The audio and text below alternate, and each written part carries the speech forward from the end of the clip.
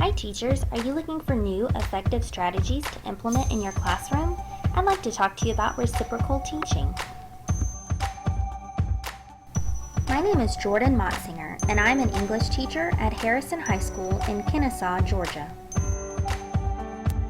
Reciprocal teaching occurs when a student is secure in his or her knowledge and is willing to share or assist others. As we know, to teach requires a deep understanding, so allowing our students to become reciprocal teachers ensures that they also have a deep understanding of the content. Being a reciprocal teacher also builds confidence.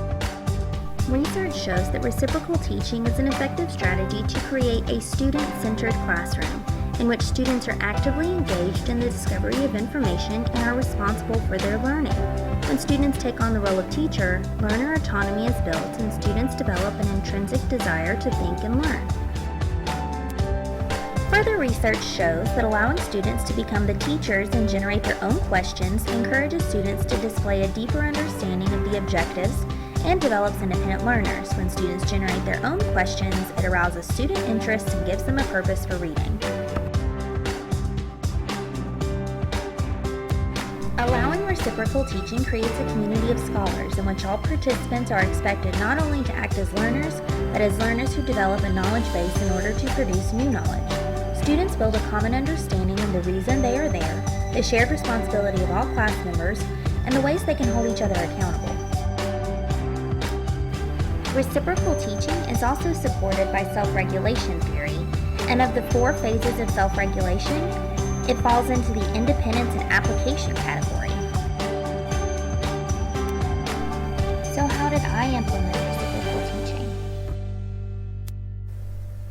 Well, I let my students do the teaching. Just kidding, it's a little more complex than that. In my classroom, reciprocal teaching took the form of a pinwheel discussion. I first assigned The Road by Cormac McCarthy and several supplemental articles. Then my students and I discussed effective questioning and discussion strategies, and lastly, I simply facilitated and evaluated their discussion.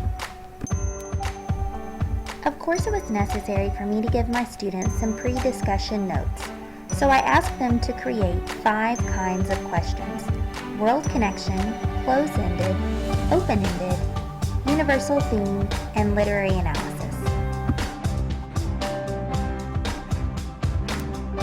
My students also received these guidelines. In a classroom full of gifted and high-achieving learners, they're very concerned about their grades. In this photo, you see my students sitting in 2 circles. The inner circle contains the students who are actively discussing, and the outer circle has students who are about to jump into the discussion.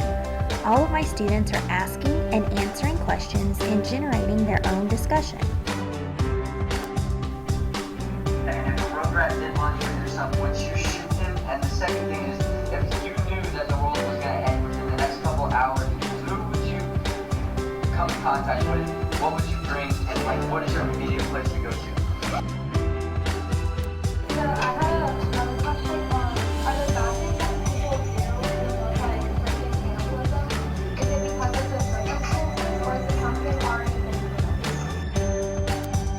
So is this strategy effective?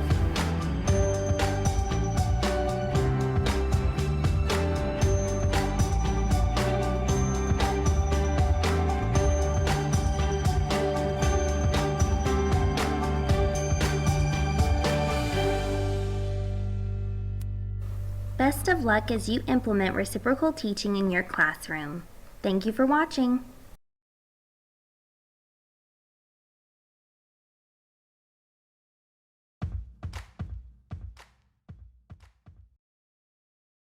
Created using Powtoon.